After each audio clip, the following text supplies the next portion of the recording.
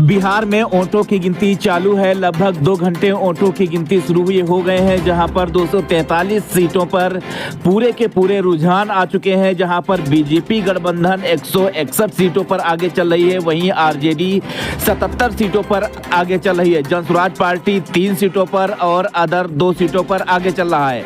अगर महागठबंधन की बात की जाए तो बीजेपी 81 सीटों पर आगे चल रही है, जेडीयू 70 सीटों पर आगे चल रही है, लोक जनशक्ति पार्टी 8 सीटों पर आगे चल रही है, एचएएम 1 सीट पर बढ़त बनाए हुए है, वहीं आरएलएम 1 सीट पर बढ़त बनाए हुए है। अगर वही बात करें आरजेडी गठबंधन की तो आरजेडी को 67 सीटों पर रुझान प्राप्त हो चुका है।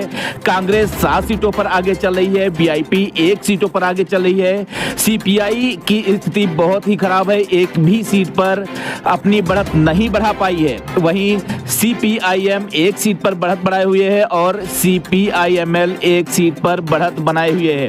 तो तस्वीरें हम आपको दिखा रहे हैं, जहां पर बिहार चुनाव की गिनती शुरू है। लगभग 2 घंटे हो चुके हैं, 243 सीटों पर रुझान आ चुके हैं। बीजेपी गठबंधन रुझानों में 161 सीटों पर आगे है, वहीं आरजेडी गठबंधन रुझानों में 77 सीटों पर आगे चल रही है, वहीं जनसुराज पार्टी 3 सीटों पर आगे बढ़त बनाए हुए है। अगर बिहार की बात की जाए तो बिहार की 243 सीटों में से 243 सीटों पर रुझान आ चुके हैं। अगर रुझानों की बात की जाए तो 161 सीटों में बीजेपी गठबंधन आगे है। अगर यही नतीजों में तब्दील हो जाता है तो यहां एक बार फिर नीतीश कुमार मुख्यमंत्री पद की शपथ लेंगे। अगर बात करें तो लौकहा सीट के यहां पर बीजेपी आगे है, लौरिया सीट की बात करें तो यहां पर भी बीजेपी आगे है, मधुबन सीट की बात करें तो यहां पर भी बीजेपी ने बढ़त बनाई हुई है। अगर मसौढ़ी की बात करें तो यहां पर कांग्रेस ने बढ़त बना रखी है, मीनापुर की बात करें तो यहां पर जेडीयू ने बढ़त बनाई हुई है, मोतिहारी, मुंगेर, मुजफ्फरपुर, नालंदा में बीजेपी ने बढ़त बना रखी है। वहीं मोकामा की अगर बात करें तो यहां पर जेडीयू